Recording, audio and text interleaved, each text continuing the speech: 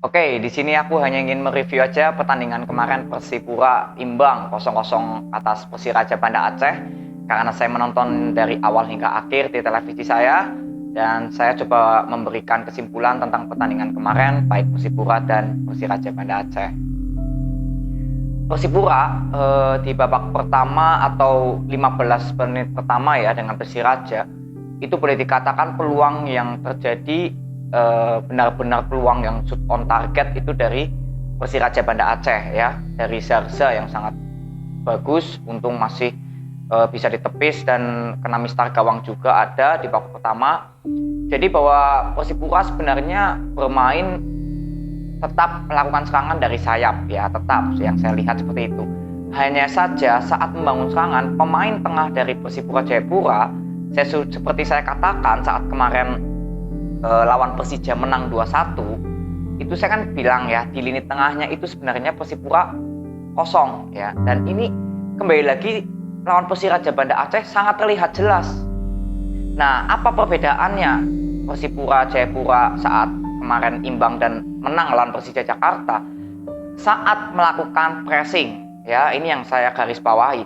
Saat melakukan pertahanan, pemain Persipura ini di babak pertama ya nggak melakukan pressing dan terjadi lagi lini tengahnya kosong. Berapa kali Persiraja Banda Aceh mampu memanfaatkan kekosongan lini tengah Persipura Jayapura dengan hanya membangun serangan 3 pemain saja. Kalau kalian amati, 3 pemain dari Persiraja Banda Aceh bisa mengobrak-abrik pertahanan dari Persipura. Dan pertahanan Persipura pun berjibaku di sini di babak pertama, ya, untuk menahan serangan dari Zarza saja. Dan ini sayapnya beberapa kali lah ya dari Persiraja Banda Aceh. Karena apa? Lini tengahnya nggak ada yang melakukan pressing. Dan bola yang dialirkan oleh Persiraja Banda Aceh itu justru terlihat lebih bagus. Walaupun tidak banyak melakukan sentuhan bola loh pemain Persiraja Banda Aceh. Ini yang saya katakan perbedaan pertahanan kedua tim itu sangat terlihat. Jika Persipura Jayapura saat melakukan pertahanan tidak melakukan pressing dan pemain tengahnya lambat untuk mundur ke belakang. Sedangkan Persiraja Banda Aceh saat melakukan pertahanan ya itu mundur semua sampai ke setengah lapangan, tidak melakukan pressing saat Persipura mengontrol ball possession di pemain belakangnya. Membiarkan bola possession biar Persipura yang megang. Tapi apa? Ketika Persipura diberi kesempatan untuk mengontrol pertandingan oleh Persiraja Banda Aceh yang tidak melakukan pressing, ya hanya setengah lapangan lebih, pemain Persipura Jayapura dari sektor belakang langsung long ball ke depan, Jadi boleh dibilang serangan yang dilakukan oleh Persipura di babak pertama itu monoton banget. Kalau kalian amati, long ball ke sayap kanan, M. Tahir ya nggak mempunyai kecepatan, nggak bisa memberikan banyak kontribusi. Berapa peluang yang tercipta oleh Persipura Jayapura di babak pertama? Sedikit ketimbang dari Persiraja Banda Aceh. Karena apa? Tempo permainan dari Persipura Jayapura ini nggak secepat saat lawan PSIS Semarang dan Persija. Seperti lawan Persela Lamongan ya hampir sama. Bedanya ini membangun serangan tetap dari sayap. Hanya saja saat melakukan serangan dari sayap, pemain tengahnya ini nggak ada yang berdekatan. Kalian bisa lihat jaraknya jauh-jauh semua pemain Persipura Jayapura. Jadi nggak bisa mengalirkan bola kecuali melalui long ball. Dan long ballnya juga berapa persen sampai ke kaki pemain Persipura sangat sedikit.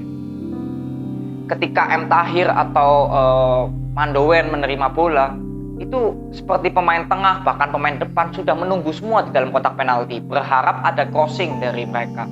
Dan kalian tahu bahwa Persipura Jayapura ini senang sekali memberikan penetrasi pemain sayapnya.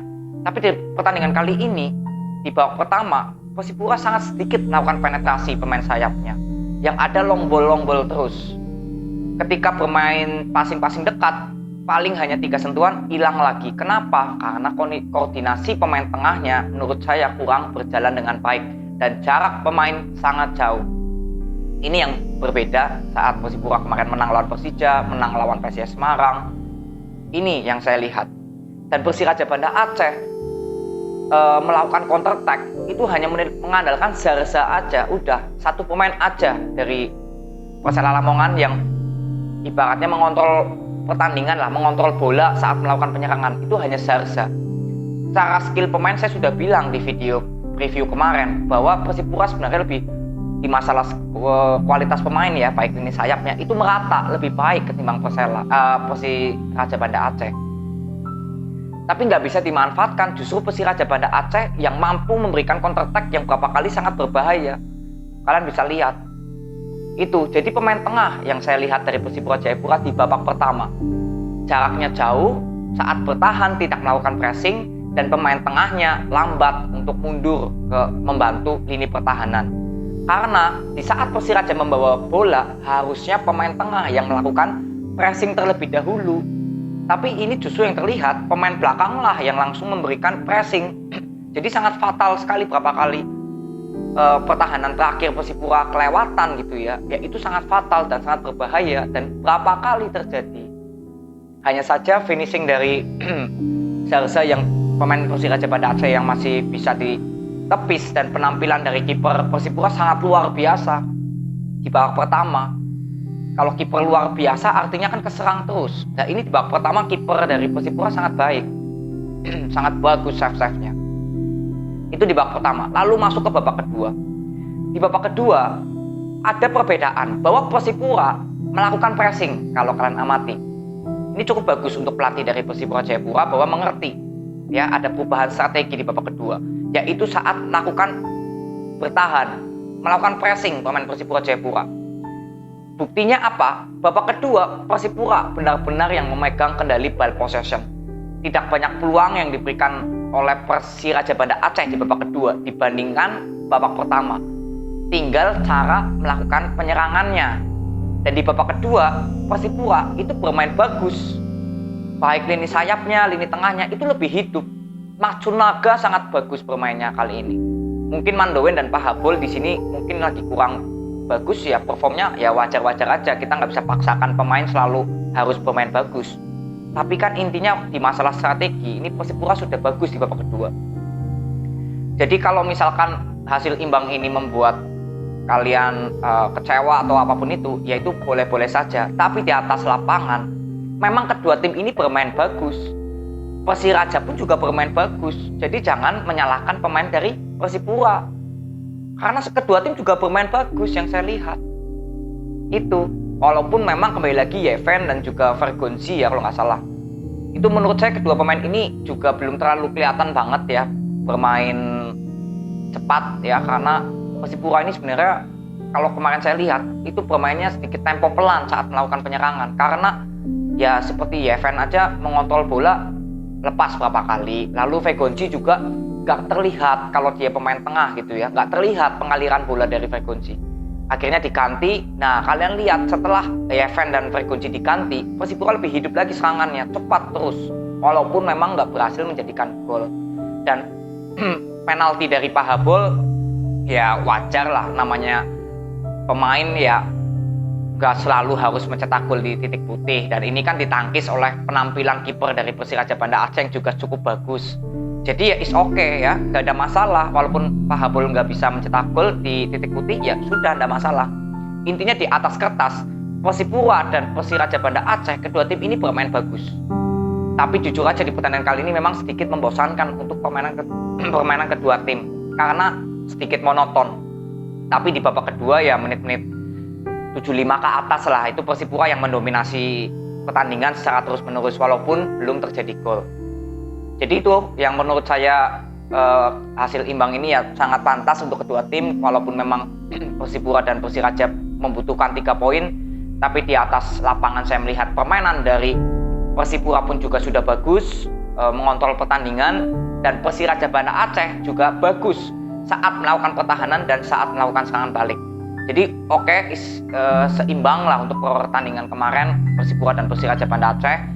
Walaupun di atas kertas sebenarnya kualitas pemain Persipura lebih baik, tapi kembali lagi power mencetak golnya dari Persipura Jayapura yang saya selalu soroti, terutama untuk ya Yeven yang kemarin mungkin mencetak golan Persija Jakarta, tapi itu kan gol mudah ya. Justru yang diberikan assist oleh Vergonzi yang cukup bagus. Kalau untuk Yeven ya kembali lagi belum terlihat kemarin permainannya bagus, dan Pak Habul, Mandowen juga belum terlihat bagus. Alom juga masih terlalu banyak telat untuk membantu pertahanan pemain tengahnya. Jadi itu menurut saya yang saya bisa berikan kepada kalian untuk pertandingan Persipura dan Persiraja Banda Aceh. Jadi di sini tidak ada yang menyalahkan pemain untuk pahabol yang saya lihat di komentar-komentar medsos disalahkan, dikambing hitamkan, ya tidak. Ini permainan satu tim. Karena pahabol nggak bisa mencetak gol itu kan pemain sayap, ya pemain depannya bagaimana? Itu yang kalian harus pikirkan juga. Karena ini kan bermain satu tim, bukan hanya untuk pahabol saja. Walaupun memang tidak berhasil mencetak gol melewati titik putih, tapi ya is okay. Pemain sepak bola bisa gagal dalam segala hal. Dan semua permainan dari Persipura Jayapura juga udah bagus. Strateginya berjalan, hanya saja memang gol belum datang. Itu aja yang aku bisa bagikan kepada kalian.